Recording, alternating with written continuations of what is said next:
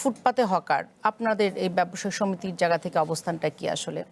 আপনি বলেন তো পৃথিবীর কোন দেশে আছে যে এই এক বছরে আপনার প্রায় ১৫ থেকে ১৬ লক্ষ মানুষ বেকার হয়ে যাবে এই ২৪ থেকে ২৬ সালে পর্যন্ত।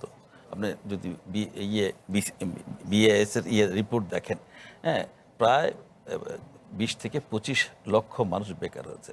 বেকার মানুষগুলো যাবে কোথায়? আপনি বেকারত্ব ঠিক করবেন না, আপনি নিকট পরিকল্পনা করবেন, পরিবেশ নিয়ে কাজ করবেন, তারপর সিটি কর্পোরেশন কাজ করবে।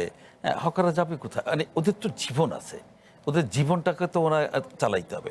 গত কয়েকদিন আগে দেখলাম সিটি কর্পোরেশন ওখানে আবার কি একটা ডিজিটাল কার্ড নাকি দেবেন একটা। আমরা ডিজিটাল কার্ডের বিষয়ে আসবো। আচ্ছা শোনেন আপা, আমি দেখলাম ওখানে মিছিল হচ্ছে, বাদ দে কাপড় দে নইলে হকার বসতে দে, বাদ দে কাপড় দে নইলে হকার বসতে দে।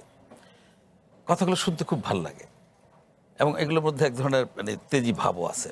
প্রবলেম হচ্ছে একটি জায়গায়, হকাররা বসবে কোথায়? আমরা দীর্ঘ সময় দেখছি হকাররা বসতে বসতে এমন একটা জায়গায় চলে আসে যে একেবারে ধরেন একটা দোকানের মূল্য হচ্ছে ১০ কোটি টাকা, ওখানে আরও ৭ কোটি টাকার মাল আছে, সব মিলে তার ২০ কোটি টাকা ইনভেস্টমেন্ট, ঠিক ওই দোকানটার সামনে এসে বসে গেল। আমি তাকে সরাইতে পারছি না, এখন আমি সরাইতে গেলে তার সঙ্গে বাক বিতণ্ডা হচ্ছে। এখানে চাঁদাবাজিদের একটা স্বার্থ থাকে, এখানে অন্য অন্য কর্পোরেশনগুলো একটা স্বার্থ থাকে, ওরা কিন্তু এমনি এমনি বসে না। আপনি দেখেন, আপনি ঢাকা শহরে যদি দেখেন, আপনি গুলশান বর্ণের কথা বাদ দিলাম, আপনি ৮০% কথা বলছেন তো, মানে যদি সেনাবাহিনীর এই ইয়েটা বাদ দেন তাইলে কিন্তু মানে আমি বলবো 100% দখলেই গেছে। যদি আপনি সেনাবাহিনীর এটা বাদ দেন, ফুটপাত প্রথমত নাই, মানে এক জায়গাতে ফুটপাত উঠে গেছে। ফুটপাত উঠে যাওয়ার পরে তারা কিভাবে বসেন?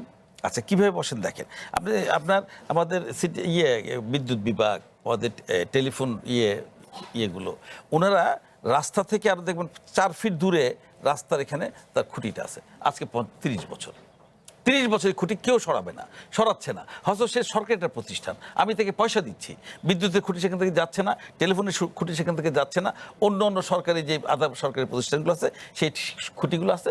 এখন একটা লোক করে কি ওই খুঁটির পিছনে গিয়ে বসে সে, এখন সে তো ওখানে গাড়ি যায় না, ওখানে মানুষ যায় না, ফুটপাত তো নাই, তো সে তো বসতেই পারে। এবং এই লাইনে এখন হচ্ছে কি একজন বসলো, পরে দেখলো যে উনি বসছে আমিও বসি, বসে এখন দেখা গেলো যে পুরো রাস্তার দুই পাশে শুধু ব্যান গাড়ি ব্যান গাড়ি ব্যান গাড়ি।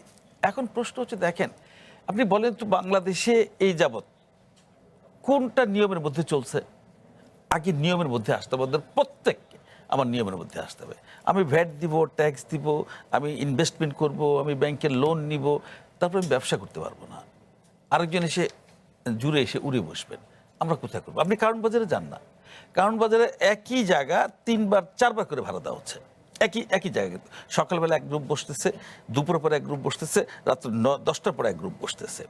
এগুলো চোখের সামনে। আপনাদের দিক থেকে কোনো উদ্যোগ নেওয়া হয়েছে এই বিষয়গুলো নিয়ে? প্রবলেম হচ্ছে আপা, আমি বলি, আমরা সরকার বলেন আর রাজনীতি বলেন, তাদের প্রত্যেকের কাছে আমরা এক ধরনের অসহায়।